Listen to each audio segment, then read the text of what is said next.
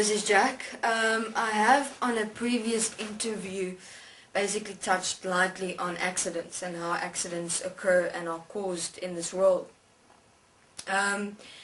So, what have I said? That all human beings' lives are pre-programmed. In other words, the moment you're born, your mind consciousness system insert interdimensionally basically is spread out into this world's consciousness unified field, which is the entire grid line system in this world that is connected to the unconscious mind of all human beings. In other words, the moment you're born, your mind consciousness system, which contains the information of your pre-programmed life, will be spread into the entire grid line structure of this world, connected to all human beings in this world through the unconscious mind of this world. So when you walk in, you immediately step into your pre-programmed life, and you basically just walk within that which is already here. Now that occurs with all human beings in this world. Now, I have mentioned this before in a previous interview where I said, obviously the question is, but is it possible with all human beings' lives? Don't they collide somewhere? Yes, they do. These collisions are frictions that are caused when two human beings' pre-programmed lives clash, creating a fusion,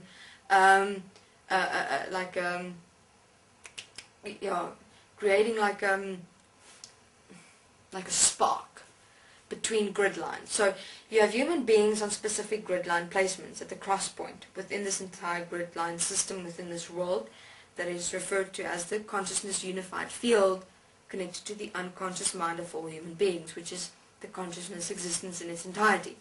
Now all human beings are connected to that in the grid line system at the cross point. Now your life is completely mapped out, infiltrated into this whole world pre-programmed. So what happens when two human beings come together is that at one point, if you take two human beings' lines that come together like this and come together here, there's a clash that occurs, a collision, and it causes friction. And this friction wants to explode, but because it's compounding, it's compounding, it's compounding, and it's compounding. And as these two beings walk in their world, this friction is required to be released. Now, what this friction represented is these two beings have a point within their lives that are exactly the same. Let's say, for instance, a fear of a car accident. These two beings both have a fear of a car accident. Now, both of their fears have now compounded and manifested at this particular point because they were in such close proximity of each other's worlds, which is also words. So these two beings, now they have an extensive fear of a car accident, walk their pre-programmed world, and all of a sudden, this friction of the manifestation that they have allowed because of the words they speak through the thoughts that they have thought, that manifested friction here, this friction is required to be released. And what better way to release the friction than the fear of the thought itself, which was a car accident. So these two beings collide and poof, they have a car accident. Aeroplane crashes, electronic malfunctions.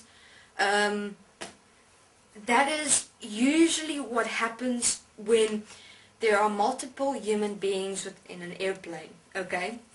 Now remember that I've said that this grid line structure is held together by Crown's magnetic expression. So what happens is all these beings' lives for a moment come together in one grid line placement, okay, within which they are manifested. Now, if at least 3/4 of that plane has fear of a plane accident that have been created by them at least 2 or 3 years before, and that fear still existed and still compounded to this day, that friction that is caused within this entire grid line actually causes a electronic malfunction of which the plane will crash. If you look at little feuds, how can I say it, like conflict between two human beings, that is the same place where two human beings' expressions of, let's say, suppression of anger starts compounding at one point within a grid line structure. So they're kind of, they're suppressing their anger and their fear and their whatever they've experienced for at least a year to 6 months. It's usually 2 years it takes for a friction to manifest within a grid line structure. But within those 2 years, you compound your thoughts and your fears of whatever it is to actually manifest as that friction, to be able to be manifested as an experience, to be let go of, to be released. Because these frictions are required to be released, because it is a unnatural flow within the grid line structure of the world and of all human beings. So conflict is the same thing. If two human beings have suppressed anger that they've been building up for the past 1.5 to 2 years, they get to a point, one thing can tick them off. But if they meet at that grid line structure where that friction has compounded, compounding occurs. What else? Even a human being in their world alone, is able to do the same thing, manifesting anger within their world for about 2 years, 1.5 to 2 years. That anger will manifest as a friction point within the grid line structure. Still in the future, when they get to that friction point that is compounded, they release it through anger, which is sometimes either through hurting themselves, hurting another, going crazy, going mad for no apparent reason. But actually they built it up 2 years ago. So car accidents, plane accidents, conflicts, fights, etc.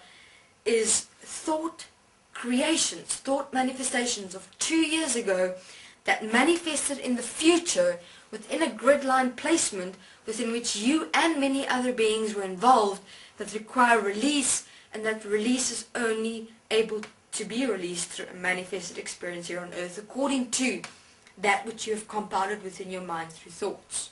So I bet you cannot remember what thoughts you had 2 years ago. So how do you deal with such events now?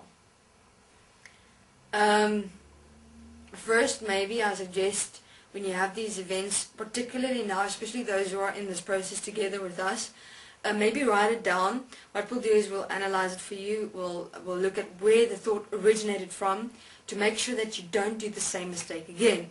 So we can see why this accident occurred, why this conflict occurred, what thoughts did you have, what experiences do you have that to compound it to that manifested expression. So I suggest you send us those accidents that happened, especially since I don't know, recently, especially those that have just joined now. And then we are able to assist you so that you can understand how you did that and how you created that, so we can start practicing self-awareness and applying it. Thank you. This is Jack.